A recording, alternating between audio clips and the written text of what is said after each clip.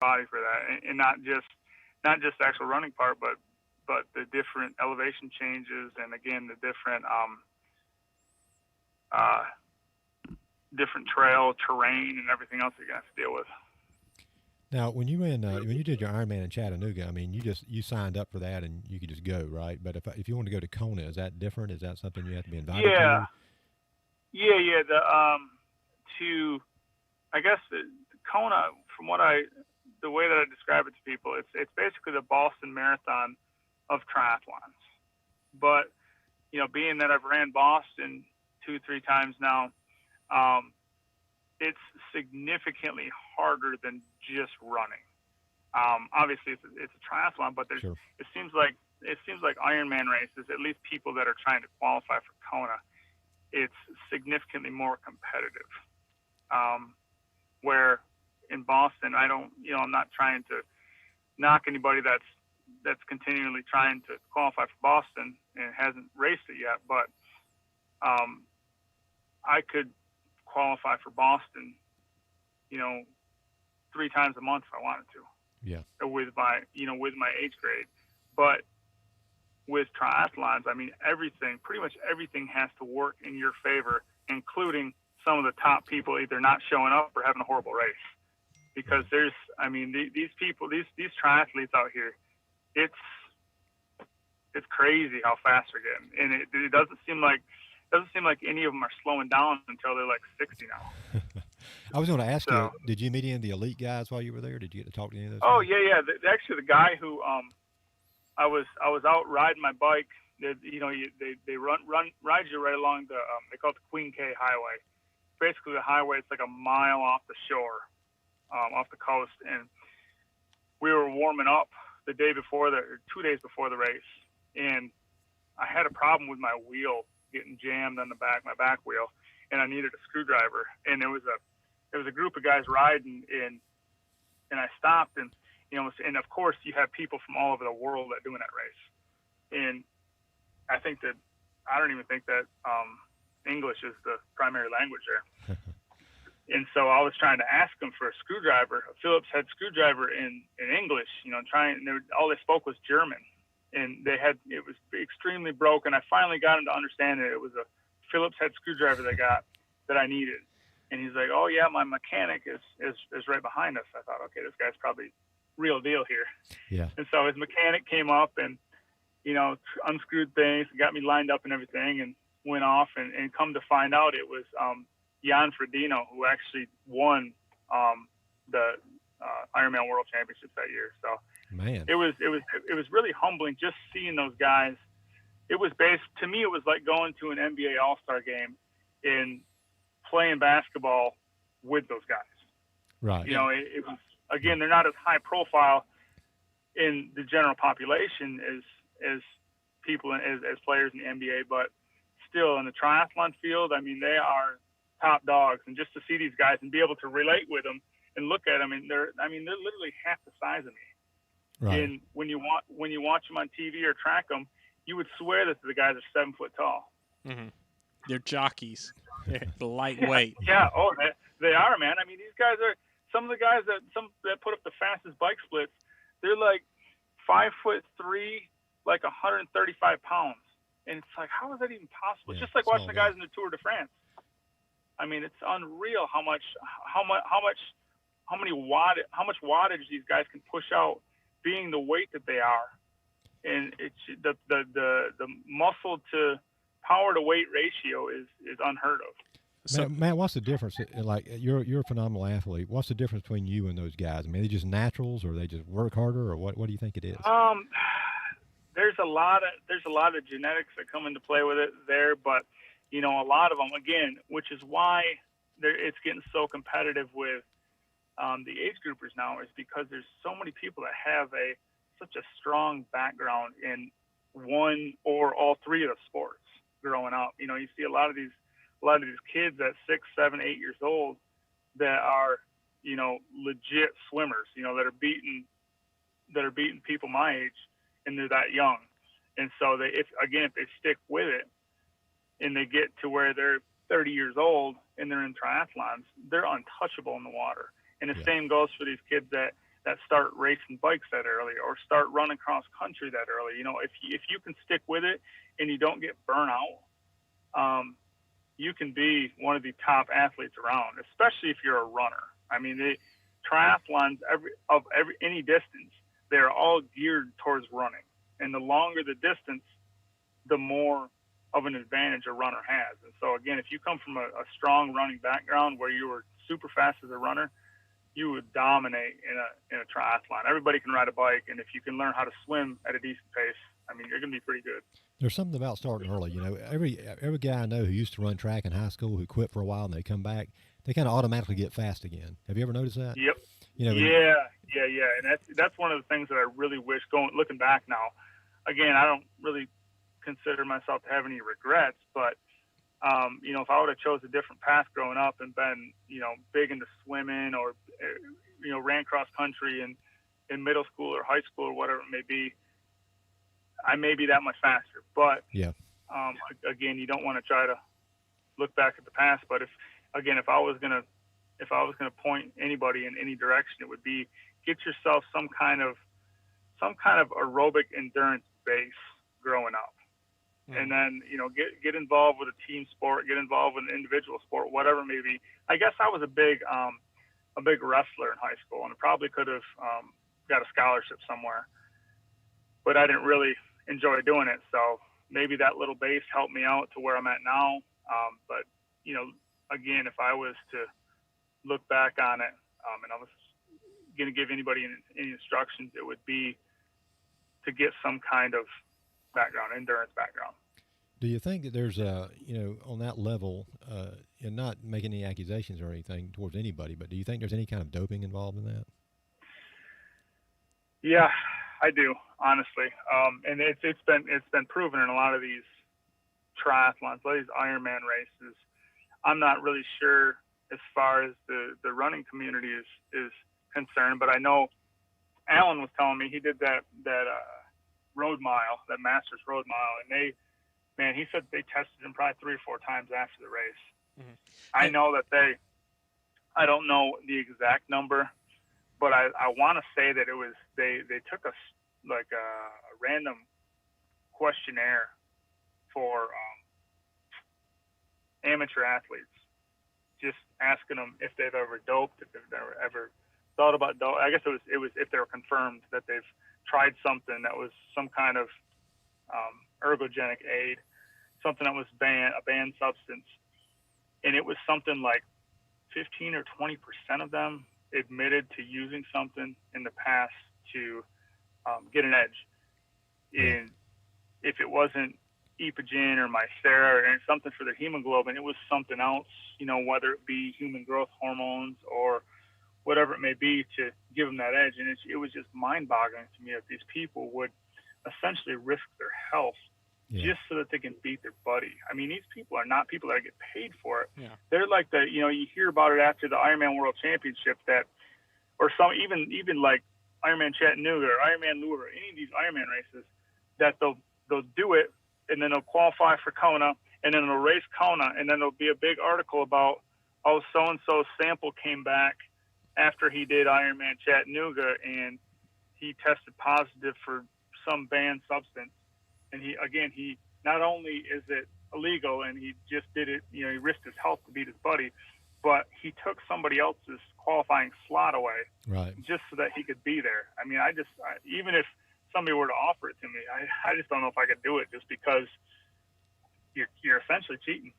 Yeah. Well, if the amateurs are at 20%, so the people that are getting paid, the people that have a chance at that $20,000 purse or prize money, I would say it probably jumps up significantly about people who are. Yeah, and again, the people that they test with amateurs, it's just randomized.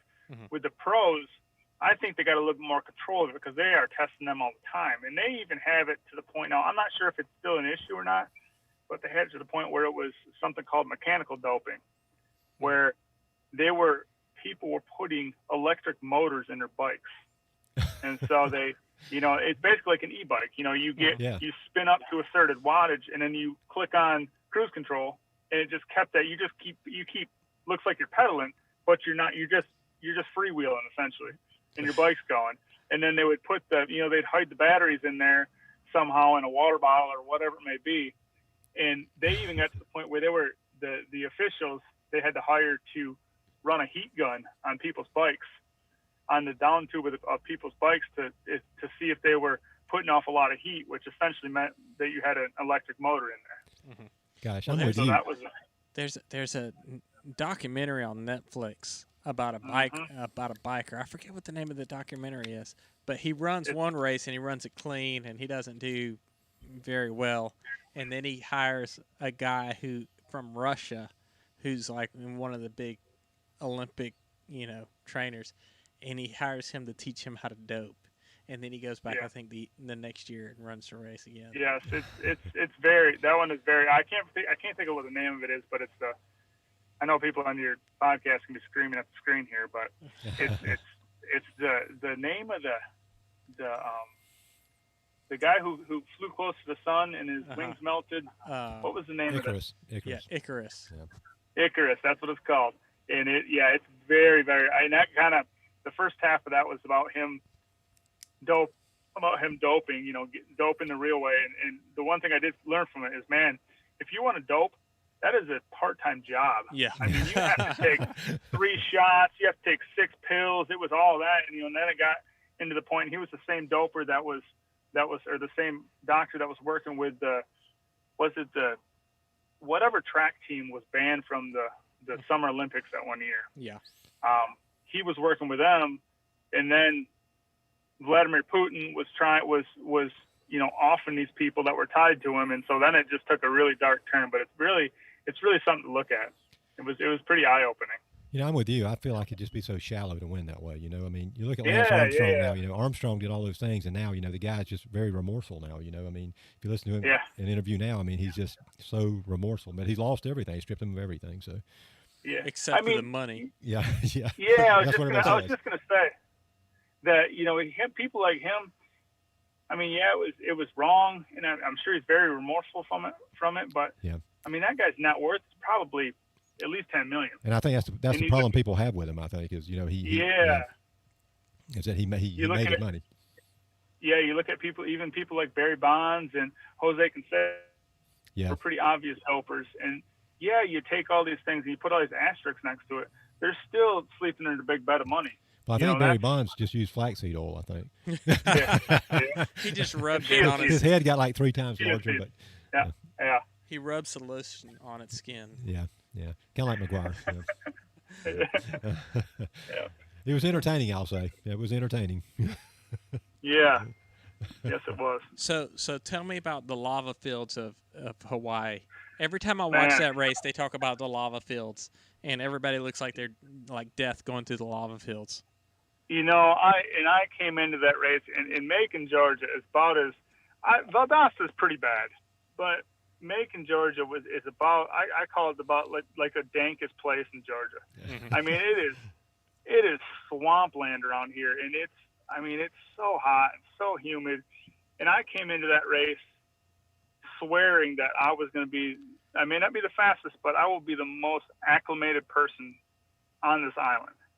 And it's worked well for me at other races, and so I was, had the full intentions of that being the case. And I'll tell you what, when I got, the water was twice as salty as any ocean water I've ever swam in, and you could see 100 foot down, and so you never really knew how close you were to the shore. Mm-hmm. And so you got out of the swim, puked up some salt, got on your bike, and you started riding, and it was the first time I've ever felt hot, felt depleted on the bike. Mm-hmm. And this is like, this is halfway into the bike ride, into the 112-mile bike ride. And so I knew that something was, every single aid station I went to, I was trying to find any hole I could possibly find in my aero helmet so I could squeeze some water down in there. And it wasn't really, the crosswind is what usually gets people, is the wind. It wasn't really just the wind alone. It was the fact that it came off the ocean, and then it had to travel like a mile across the lava field before it hit you. So it was at least 360 degrees by the time it hit the side of you. And, you had to endure it hit one side, and then he basically out and back. So he came out, turned around, come back, and then he had to deal with it on the other side. And got off the bike and started running. I got about 4 miles in, and I thought, this just isn't going to work. And I think I walked that entire marathon. And again, I was super happy to even finish it, because there was a point when I ran down into the energy lab, which is basically the one point on the planet that gets the most sunlight. And so they have all these solar panels on it and everything, and you run right through the middle of it. And it is every bit as hot as what they say it is. And my left flank, and I work in dialysis, so I know that, I know essentially where all the organs are. And my left kidney started hurting. And it got to the point where it was like, man, am I going to finish this race to, man, am I going to die out here? Yeah. And so, it was, you couldn't hold anything down. You couldn't eat enough. You couldn't drink enough. And it was brutal, man. So, and again, to put that all relatively, you got these pros that are essentially racing with you, and you see them on these out and backs, and they're holding like a 5:20 pace after riding their bike, after doing the same course that you did up to that point, and they're still able to hold this kind of pace. So it really puts things into perspective how in shape these people are, how much fitness they have, how this isn't humanly possible to be able to push yourself that far for that long. That's incredible. Matt, you mentioned the dialysis. I got a question for you. Yes, sir. Where do you get? I mean, like you said, your kidney was hurting. Where do you know that you got to turn it? You got to stop. I mean, just for the average runner, or just somebody who runs on a kind of a semi-regular basis in this heat like we run in. When do you know that, hey, I've had too much? And when do you start running to damage? When you get bear caught, when you get bear caught, you fall down and roll over, and yeah. I kind of asked for myself a little bit, because I'm very guilty of getting dehydrated when I run. And these summers are a murder to me, and I've had a lot of issues sometimes with kidneys, and I've peed a little blood here and there, and when do you say, hey, I'm in danger here? Well, I mean, essentially that's going to be the first sign is seeing something in your urine. When it changes, obviously everybody's heard you can tell your hydration status based off the color of your urine. If it's the darker yellow it is, the less fluid you have in your system. So fluid's going to be a huge component of it throughout. But if your urine starts to turn more of like a brown color, that would essentially be something's not right there. Not that it's like hospitalization, but that's, I'm not saying you want to run yourself until your pee turns brown. Right. But if you're worried about something, and you want a pretty general indicator, it would be the color of your urine. Now, if you had some kind of kidney infection, or if a lot of these 100-mile, especially these elite 100-mile endurance runners, ultra runners, they'll put themselves into acute renal failure on occasion, which obviously is not recommended long term. Right. But they'll have to go to the hospital to essentially restart their kidneys. And with that, if you were to go into acute renal failure, you don't really know until you get deathly sick. When you go into renal failure, essentially what happens is the toxins that your kidneys are used to filtering out, they get it's the byproducts of muscle breakdown.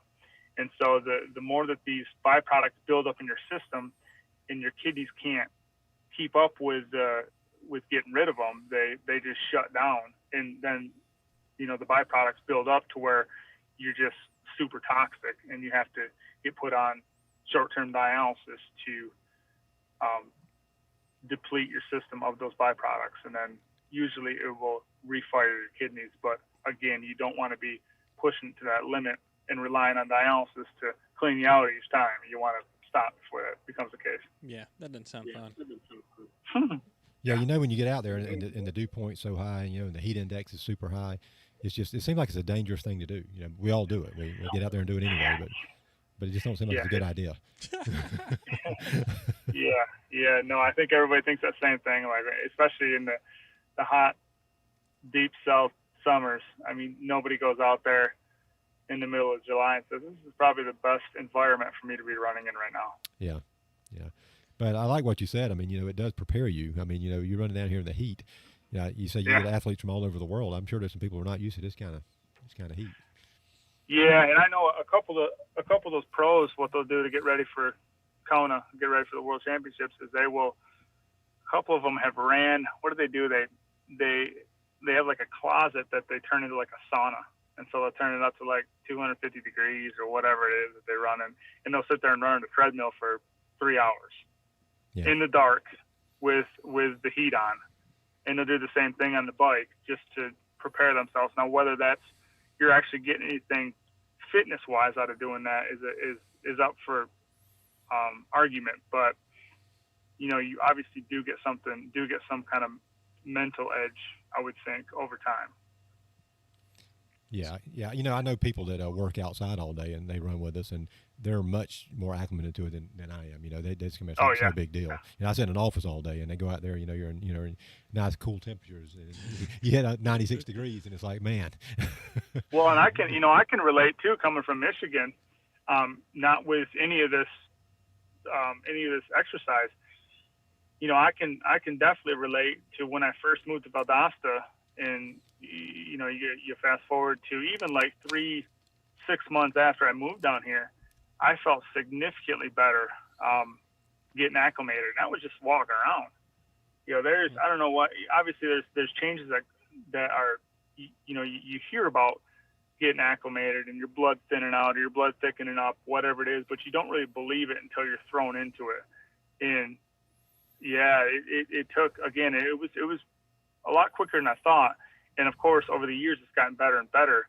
But now when I go back to Michigan, typically over the holidays, I don't step foot outside. And, I have no idea how I made it up there 26 years working outside all day. And it was never that big of a deal. But now that this heat has burnt that cold out of me. So what kind of supplements do you take, if any? Well, I take like BAAs or what are they called? BCAs or Bs? Yeah, I do. I do some essential amino acids. I do some branched chain amino acids.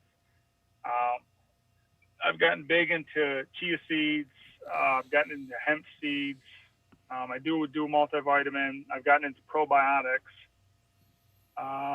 That's really it. I do some protein powder every once in a while, like vegan protein powder, but the majority of it's just, all those things I take those pretty much every day. Mm-hmm. The essential amino acids. I recently got into like a collagen coffee creamer that's essentially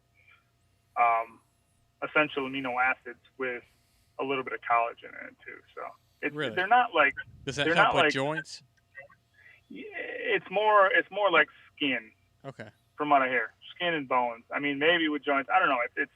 It's not really for the collagen that I got it. It was more for I wanted to find a healthier alternative to the high sugar, high fat coffee creamer that I've been using, and that's kind of my new venture is doing that. But essentially, I was just taking the essential amino acids pill form, and so I just swapped over to the powder form. So you said you'd cut down on your protein. So do you still eat meat? Red meat? I do. Chicken, yeah. And I've cut down. I've kind of made the transition more to a plant-based protein diet, and I do still eat a good amount of meat, but it's not nearly as much what I used to. A lot of it's more. I focus more on beans and lentils and quinoa and things like that will get me plenty of protein, and they cut out essentially all the animal fat that you get.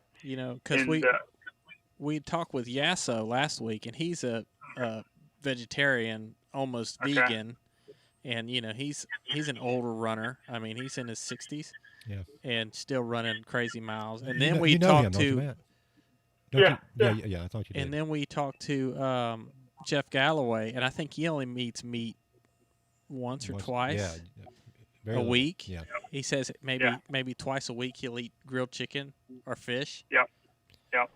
And so I'm thinking, damn. Got to quit eating those steaks. Well, I like fried chicken. Yeah. I mean, going down that, putting my dietitian hat on with everything else that's out there with the keto diet, with the, with the carnivore diet. And I mean, you can get lost with how many different fad diets there are out there. The only one that I will really get on board with is the plant-based, or, even if you want to take it to extreme, the vegan diet. There's definitely something to it. It's just, I still want to have, I want to have the benefits of it, but I still want to have the freedom of, going to a barbecue and having a cheeseburger, or, eating that hot dog, or sure. I don't want to be limited. Exactly. So do you do like shop like organically and, things like that? Are you buying like fresh vegetables and cooking them at home? I do a lot more. I do a lot more fresh vegetables, but as far as the organic thing, I'm not really fully on board with the organic thing, especially when it comes to organic fruits and vegetables. Just because, again, unless you know exactly where it's coming from. I mean, I remember as a kid, we used to have an organic farmer that would come and get cow manure from us to put on his organic garden or his organic fields, and we told him, listen, these aren't from grass-fed cattle. He said, nobody knows the difference.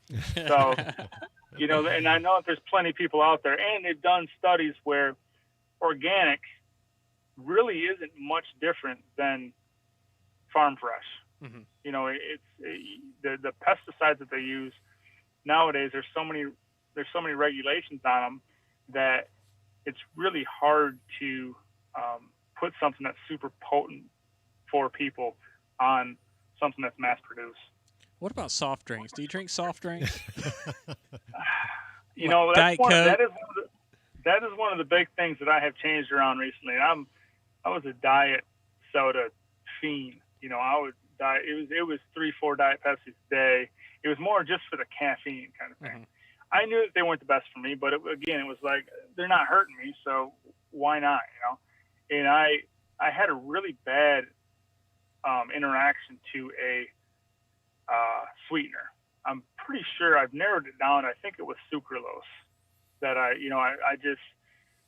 took some branched chain amino acid powder that I had in my water before a tempo run, and it was the strangest thing. It was like I was trying to digest something for a week straight. I didn't know what was going on, and that was kind of the turning point for me, where I said, you know what, I'm going to cut out all my, or at least the majority of my artificial sweeteners. And I'm going to cut out all diet drinks, all diet sodas. And I cut that out and didn't stop drinking sodas. It was just, instead of Diet Pepsi, drink Pepsi, or instead of Diet Coke, you drink Coke, or instead of Diet Mountain Dew, you drink Mountain Dew. Now you're talking about language. It was game changing to me. And it, in theory, not in theory, I mean, in fact, it's when you do those artificial sweeteners, especially in the diet sodas, you are essentially tricking your body into thinking it's getting something that's very high sugar, high calorie, and when you give it something, you give it something that's even sweeter than that, and it doesn't have the calories to fill you up, you're going to constantly drink it. Not to mention the sodium that's in it, so you can drink 6 of those things and still be thirsty after it. Where if I was to drink now, when I drink 1 Coke, every 4 days, that's all I need. Where before it was, again, 4 a day, just to kind of curb that appetite for them, and it just never went away. So do you still do caffeine, and how do you get it? Yeah, I do. I've been trying to. And it sounds like it sounds like kind of an oxymoron, but I've been down a rabbit hole to try to get like a healthier form of caffeine that it's not super expensive and that is tolerable. It doesn't have to be delicious, but just something that's tolerable. And I've really yet to find some. I mean, I've tried a lot of different energy shots that. They work great, but long term, you just see all the ingredients on them. It's like, man, even though I'm not dealing with anything right now, and I may not ever deal with anything related to this, just putting all those chemicals in your system, it can't be good. Or having, with the new one that I'm taking, it's 5,000% of your B vitamins, which, I mean, B vitamins are water soluble. You're going to excrete them out of your system before they can get absorbed, all the extra. But still, to have 5,000% seems a little bit overboard. Uh-huh. So that's kind of the new thing, is trying to find a healthier version. I was even to the point where I was thinking about getting like pure caffeine powder and mixing it, but that could get pretty dangerous. Yeah, so. I mean, because I'm not like a coffee drinker, but I like my caffeine, and so I start relying on Coke Zero, and I'll drink 5 Coke Zeros a day. Yep. I've been down that before too. Hey Matt, you might want to look at a product, and we say this because we had this rep on our show. It's a product called Spark. And it's something I've been drinking lately. And Rob, you've tried it. What do you think about it? I mean, it works. Yeah, I didn't do caffeine for 25 years, and I just why'd you start, man? Well, I got to this point where I was like falling asleep during the day. I was just totally no energy, just wiped out all the time, and I just had to have something. And my wife kind of introduced me to it, and man, it's like I've got a new lease on life now. So it's something you mix in your water. It's not like drinking a soft. I haven't had a soft drink in 100 years, but I've done that Spark before. Yeah. What'd you think about that? I mean, it's good. There's a lot of good, semi healthy, tolerable, caffeine powders out there. Like Spark, and I mean, there's nothing wrong with it, especially in moderation, just like everything else. It's always, again, when I start saying dietitian, and the longer I've been a dietitian, the less I tell people I'm a dietitian. Yeah, because it's always, they ask you all these annoying questions. Yeah, I mean, it's like, what do you think about this? What do you think about this? And it's all, it's all usually bad stuff. It's never anything good where I can just say, yeah, keep doing it. It's great for you. It's always someone, I smoke a pack a day. What do you think about that? You think I should do more? And it's like, it's just obvious stuff to me. Sure, smoke them if you got them. Yeah, it's to the point now where I just lean on the, everything in moderation. Hey, that's the key word for me too, Matt. I mean, and tell me if I'm oversimplifying this as a dietitian. I mean, I think if you're kind of where you feel like you want to be, I mean, you can do pretty much anything you want to do within moderation. That's not just crazy. Yeah. But if you want to get somewhere and you're not there yet, you have to do something kind of drastic. You have to change your diet in some way that's going to change your body. That's going to shock your body. Are you talking about me again? No. I'm just talking in general.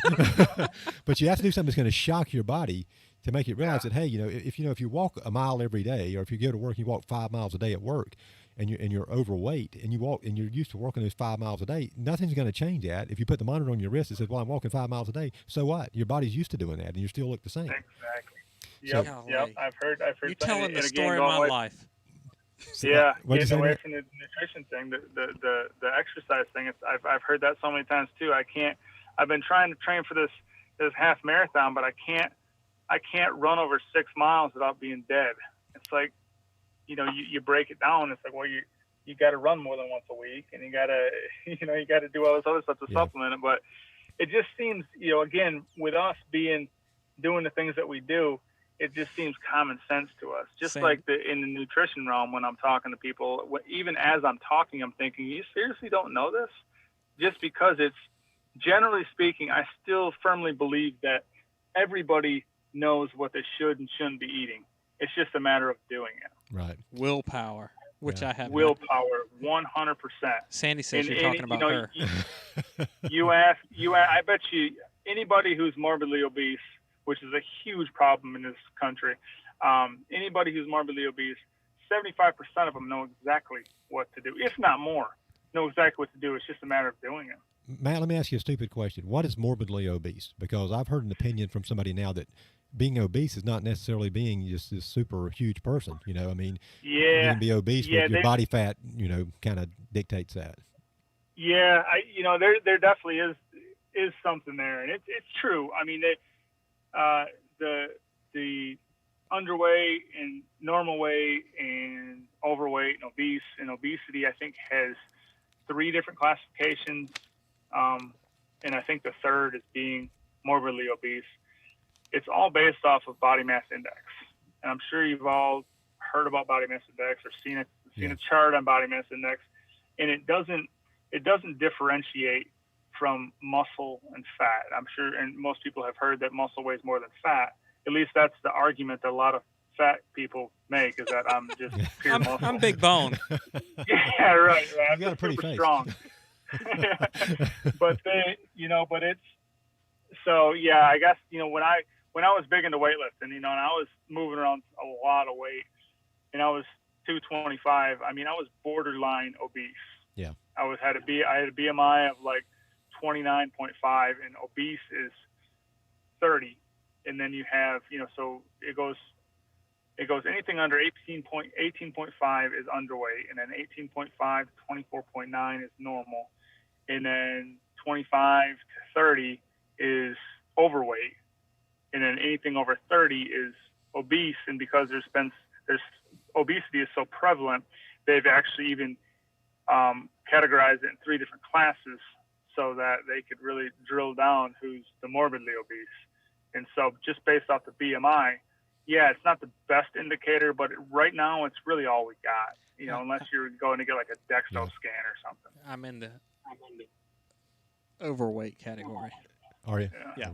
Most people are. I think I'm very close to it still, even at my race weight right now. 27.9.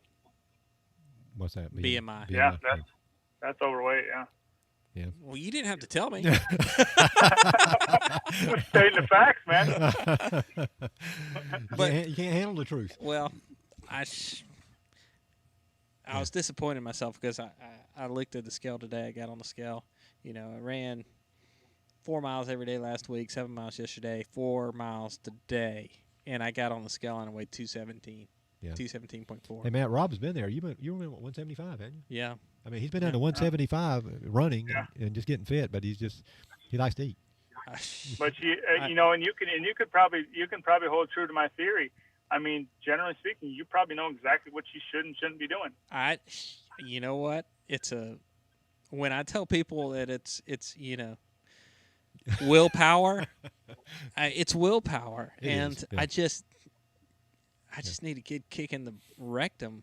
It's kind of harsh, man.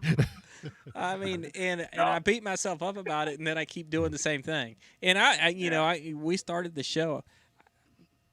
Hey, I'm a real person. I know what I'm gonna be doing, and you know what they say, Rob? Just do it. Yeah, just do it. That's what it ends up being. It's like, you keep telling yourself, I'm gonna start tomorrow. It's start now. Yeah, that's right. Right after I finish that Coke Zero in there, I'm gonna start. Well, that's what everybody says. I'll start tomorrow, and tomorrow never comes. Yeah. Tomorrow comes, and I'll start tomorrow. Yeah, one more day. Exactly. Man, I appreciate you letting us pick your brain on this. And we really brought you on to talk about all your achievements and all, but man, we really do appreciate you letting us. Yeah, well, I mean, the dietitian thing had to come out at some point. So you got the 50K coming up. Anything else on your radar besides just training through the winter? I love training in the winter. Of course, I'll pack as many road races as I can in there. I still love to lay down at a local 5K. That's still kind of my forte. Yeah.